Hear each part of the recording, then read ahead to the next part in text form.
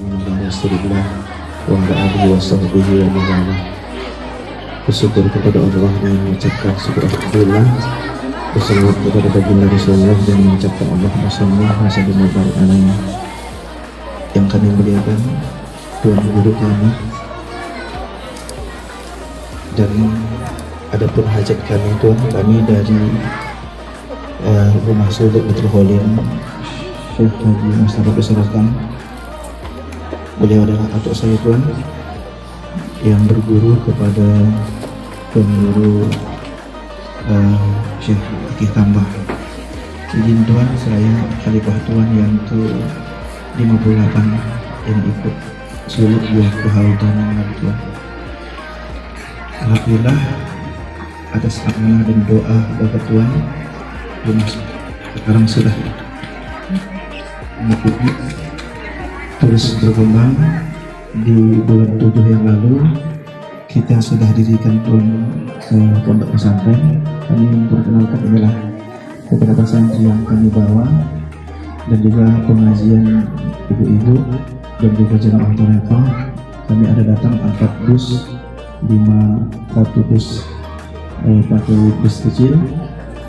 Kehadiran kami Tuhan, mohon doa dari Tuhan, semoga Allah senantiasa memberkahi Rumah Suluk yang ada pemimpin di sana, dan juga pesantren ini terus berkembang dan juga dapat istiqomah dalam mengamalkan amalan tarekat ini.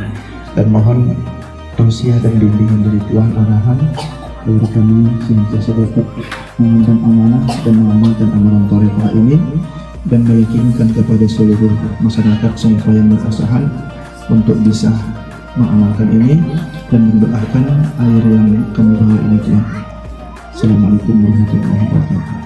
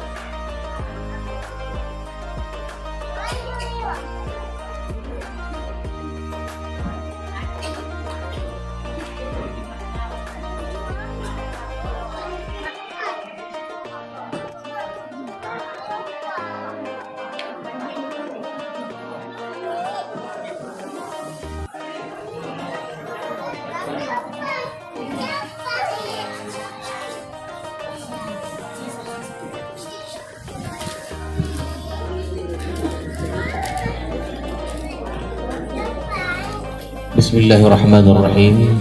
Assalamualaikum warahmatullahi wabarakatuh. Alhamdulillahirabbil alamin, wassalatu wassalamu ala asyrafil anbiya'il mursalin wa ala alihi wa sahbihi ajma'in. Amma alhamdulillah, kita salam untuk Rasulullah sallallahu alaihi wasallam. Terima kasih sudah datang ke Wasilam ini. Tadi sebutkan ada Allah berkati tuan-tuan sekalian, dimudahkan dalam perjalanan, dimudahkan segala urusan, bahkan bersiapkan nanti kembali ke Kalimantan. Kita kembali dalam keadaan selamat tanpa satu keluarga. Kita menerima keluarga. Sekarang ini kita memang tengah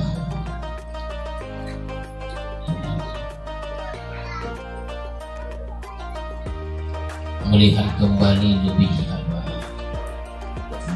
secara lebih mendalam tentang tarekat ini. Alhamdulillah kami sebutkan sudah ada di Tanjung Balai, bahkan sudah berdiri lagi satu pos tahfiz. mudah-mudahan perjalanan pondok ini berjalan dengan baik. Jadi tuan-tuan serta hadirin sekalian, tadi baru saja saya menyampaikan tentang suluk ini. Adik-adik ya, di Besilan ini sudah ada orang bersuluk itu umur 15 tahun sudah ada. Itu kebanyakannya umur 60, 70, 80. Dan supaya tuan-tuan tahu juga, kita memperkenalkan suluk itu di kota Medan itu, bahwa aktivitas atau kegiatan orang-orang yang berada di rumah suluk itu adalah kegiatan yang menyempurnakan sunnah Rasulullah SAW. Tidaklah saya menjelaskan secara panjang tentang suluk ini. Mudah-mudahan apa yang tuan-tuan dengar, tuan baca itu adalah hal-hal yang baik, karena di atas dunia ini tidak ada kesempurnaan. Jadi hadirinlah sekalian, di Islam ini dia ada 2 rumah suluk, artinya ada lelaki ada perempuan. Sekarang ini saya tidak tahu berapa jumlah yang terdata, mungkin lebih dari, yang jelasnya lebih dari 500 orang sekarang, mungkin 600, mungkin 600 orang yang bersuluk sekarang. Tadinya saya dapat laporan perempuan ada 400 orang. Itu belum lagi masuk yang akan datang, ada masuk yang 3 hari, yang 5 hari, yang 3 hari ini. Kalau ada masuk lagi 600. Jadi tuan-tuan yang belum pernah bersuluk, ada yang belum pernah bersuluk boleh bersuluk. Bersuluk itu adalah satu jalan yang sangat baik untuk cara kita mendekatkan diri kepada Allah. Jadi begini, ada satu istilah itu namanya madad ilahi. Madad itu adalah bantuan Allah. Bantuan Allah itu tidak akan dapat diterima oleh seorang hamba kecuali hamba itu siap menerima madad atau bantuan ilahi. Namanya madad. Madad itu artinya bantuan atau anugerah Allah. Dan bantuan atau anugerah Allah itu tidak akan dapat diterima oleh seorang hamba melainkan si hamba itu siap, tidak ada penghalangnya. Apa penghalangnya? Penghalangnya itu adalah penyakit-penyakit hati. Contohnya begini, dalam Al-Quran jelas Allah sebutkan ala bidzikrillahi tatma'innul qulub. Ketahuilah, bukankah dengan zikir kepada Allah itu akan menenteramkan hati? Ya, zikir itu menenteramkan hati kata Allah. Tapi kenapa orang berzikir 5.000, berzikir 10.000 tapi tidak tentram hatinya? Kam dakirin la yatma'in, berapa banyak orang berzikir tapi tidak tentram. Kata Allah pula, inna salata tanha 'anil fahsya'i wal munkar. Sesungguhnya salat itu mencegah dari kekejian kemungkaran. Tapi justru sebaliknya, orang yang salat berbuat munkar, berbuat keji. Seharusnya dia salat mencegah dari kemungkaran, mencegah dari kekejian. Ini dia salat, dia buat kekejiannya. Kenapa manusia itu begitu?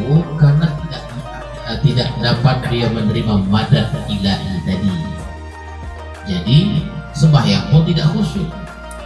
Kenapa tidak khusyuk? Kenapa zikir tidak khusyuk? Karena tidak mendapat madad ilahi. Kenapa tidak dapat? Ada penghalangnya. Apa penghalangnya? Penyakit-penyakit hati tadi. Apa contohnya?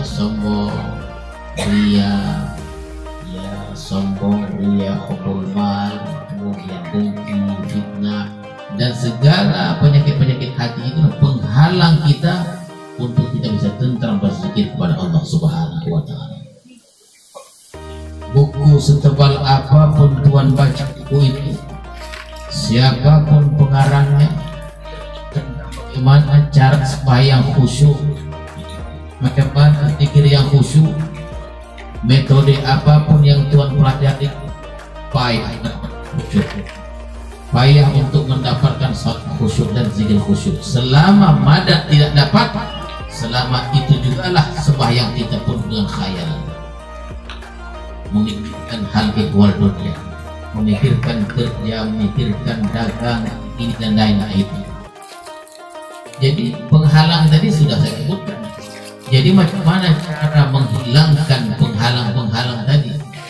Yang kami tahu, tidaklah kami mengatakan yang terbaik. Yang kami tahu, yang kami pelajari adalah untuk menghilangkan penghalang-penghalang, menghalangi kita jauh dari Allah, itu adalah penyakit tadi. Cara yang baik itu antaranya yang kami tahu masuk surga. Apa kerja orang suluk ini? Itu ahli mukasyafah, itu orang-orang yang dibukakan tabirnya oleh Allah. Para wali Allah ditahu dia sarang-sarang, di mana sarang sombong tuh, di mana sarang ria itu ada. Tak bisa dipegang, tak nampak, tapi dia ada. Sombong mana sombong tuh? Tak tahu, tapi ada sombong tuh.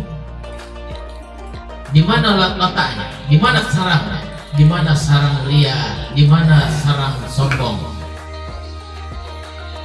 Di tempat itulah dibasuh, dihancurkan sombong tadi dengan zikir ismu zat Allah, yang istilah orang sufi maqam.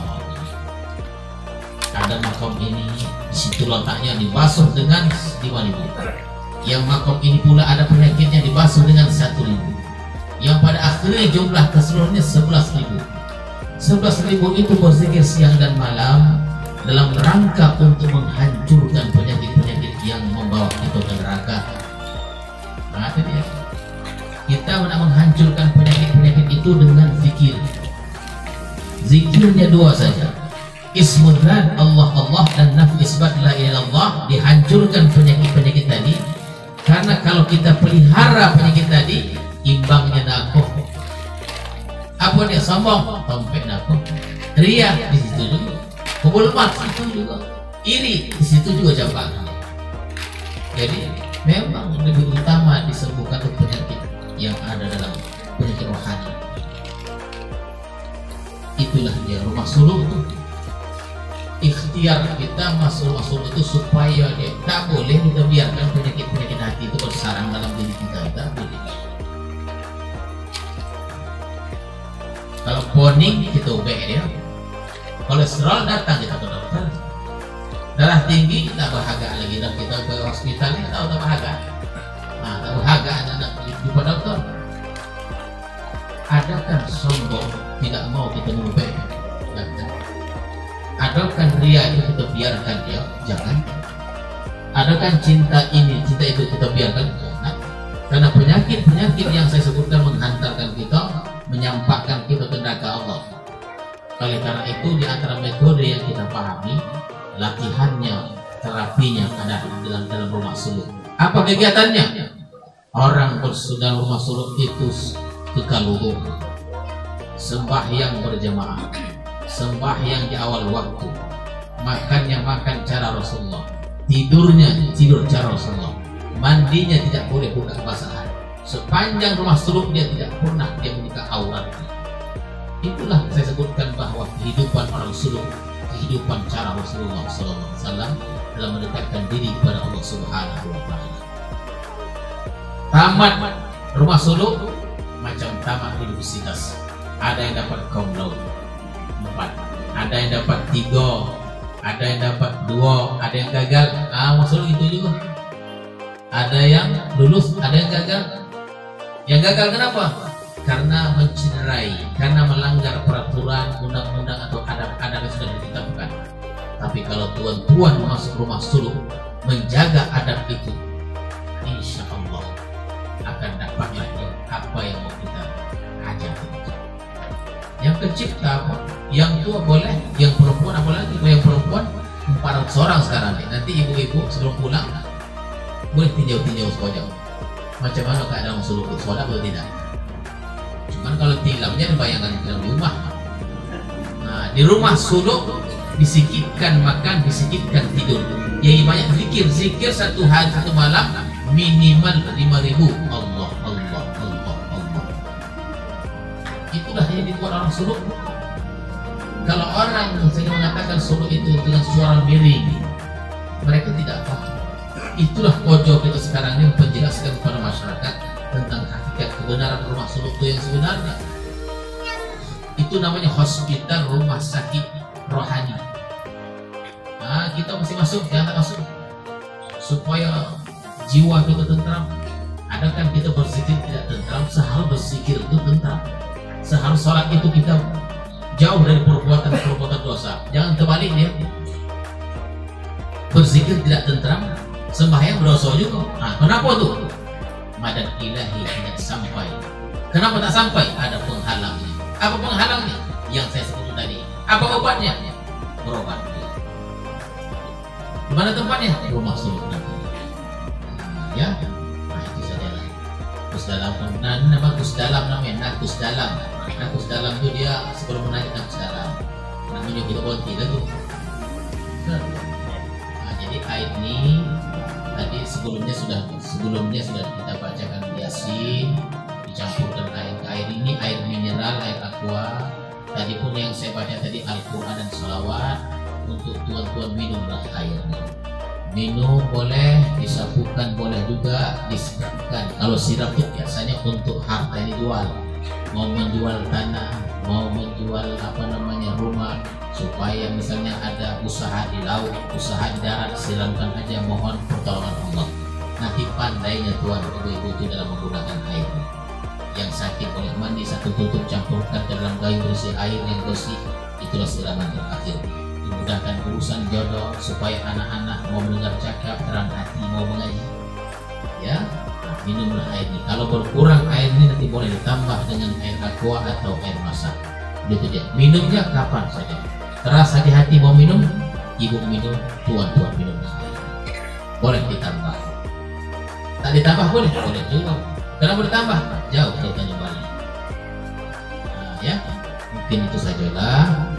Jadi beliau ini nanti kalau tak paham, tanyalah sama guru tuannya tentang air ini. Nah, itu saja yang dapat saya sampaikan. Terima kasih sudah datang ke Usilam ini, dan mohon maaf macam mana pun kita susun, kita rapikan dia, kalau uang sudah hamai, nah ada kekurangan itu. Ya, nah itu saja. Akhirul kalam. Wassalamualaikum warahmatullahi wabarakatuh.